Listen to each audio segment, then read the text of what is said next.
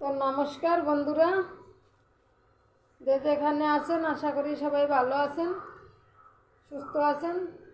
তো আজকে আমি করব জলপাইয়ের টক। পুঁটি মাছ দিয়ে জলপাইয়ের টক করব। তো পুঁটি মাছ দিয়ে জলপাইয়ের টক করার জন্য আমি জলপাই নিয়ে আসলাম। জলপাইটাকে ঢেলে নেব।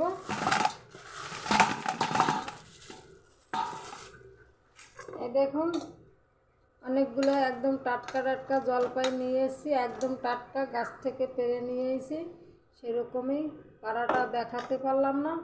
এই যে ডাট সমেত জলপাইগুলো অবশ্য একটু ছোট ছোট, দেশি তো এগুলো, তাই একটু ছোট ছোট। তা দেখুন, আমি কেটে ধুয়ে ভালো করে পরিষ্কার করে নিচ্ছি। বন্ধুরা দেখেন, আমি ছোট বড় মিলিয়ে এখানে 10-12খানা জলপাই নিয়েছি, বোট ছেড়ে করে ধুয়ে নিয়ে এসেছি। তো এবারে আমি কেটে নেব জলপাইগুলো। তো দেখুন, কেটে নিচ্ছি। তো জলপাইগুলো আমি এই চাকুর সাহায্যে এরকম ধরে ধরে কেটে নেব।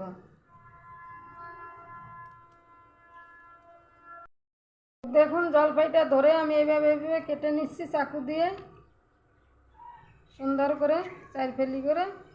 এই দেখুন, এই যে আমি কীরকমভাবে কেটে নিলাম জলপাই। তো আর একটা কাটি। জলপাই খুব সুন্দর জিনিস, এতে টক খাওয়া ভালো। এর টক খেলে বেশি একটা ক্ষতি করে না।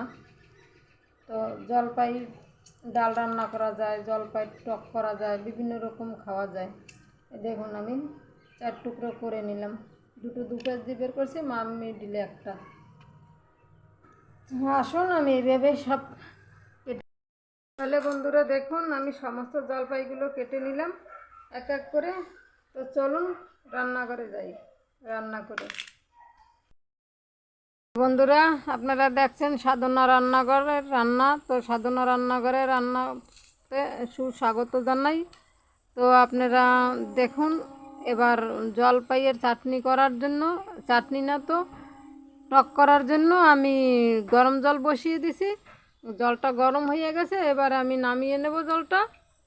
তো গরম জল দিয়ে আমি জলপাইটাকে সুন্দর করে ধুয়ে নেব, কারণ হচ্ছে এতে একটা কষ থাকে, সেই কষটা বের করার জন্য। বেশি ধুলে সিদ্ধ করলে টকটা বেরিয়ে যাবে, তো টকটা বেরোবে না, শুধু কষটাই বেরোবে। সেরকমভাবে দেবো, হালকা একটু গরম জল করে নিলাম। গরম জলের ভিতরে আমি জলপাইটাকে ছেড়ে দেব। তো ছেড়ে দিলাম। একটু হাতে মানে একটু বেশি গরম হয়ে গেছে, আর একটু কম হইলেও অসুবিধা হইতো না, হাতে সেকা লেগে যায়।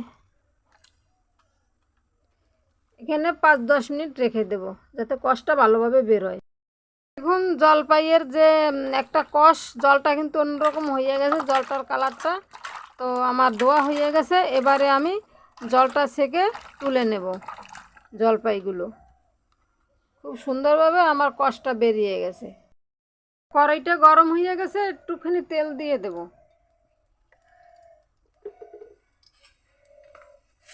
আর পুঁটি মাছ আগেরই ভাজা ছিল, পুঁটি মাছটাকে আমি তেলের ভিতরে ছেড়ে দেব।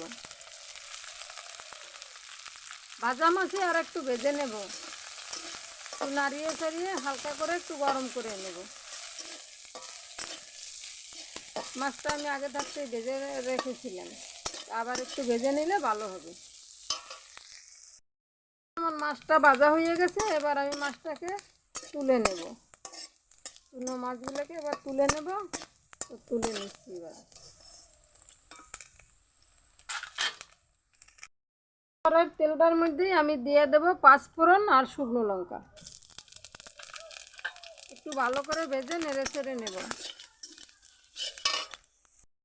লঙ্কা 5 ফোড়ন ভাজা হয়ে গেছে, আর ওই যে হালকা উষ্ণ জলে দেওয়া জলপাইটা আমি এর ভিতরে দিয়ে দেব। তো দিয়ে দিলাম ঢেলে সব। এটা একটু নেড়ে ছেড়ে নেব।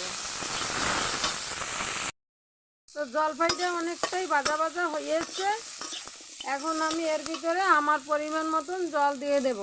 তো যে যেরকম করবেন সেই পরিমাণ অনুযায়ী জল দেবেন। তো আমি অল্প করব, তো অল্পই জল দিলাম আমার পরিমাণ মতন। তো জল দিয়ে দিলাম। আমি এখন এর ভিতরে পরিমাণ মতন নুন দিয়ে দেব। তোমাদের পরিমাণ মতন তোমরা দেবে। হলুদের গুঁড়ো দিয়ে দিলাম, একটুখানি নেড়ে ছেড়ে দেবো। তো বন্ধুরা দেখুন, আমার জলপাই কিন্তু একদম গলে গলে গেছে মোমের মতন, দেখছেন? তো রান্না বাড়াটা কাজটা কি বলেন তো, ভালোবাসার কাজ। রান্না যদি কেউ ভালোবাসে, মা অন্নপূর্ণার নামে নমস্কার করে রান্না করে, কম বেশি হয়তো মা অন্নপূর্ণার বর থাকবেই, ভালো লাগার একটা ব্যাপার থাকবেই। তো এই টকটা খেতে কিন্তু দুর্দান্ত স্বাদ হয়, দারুণ স্বাদ হয়। আপনারা একদিন বাড়িতে খেয়ে খাবেন, খেয়ে কমেন্ট করবেন।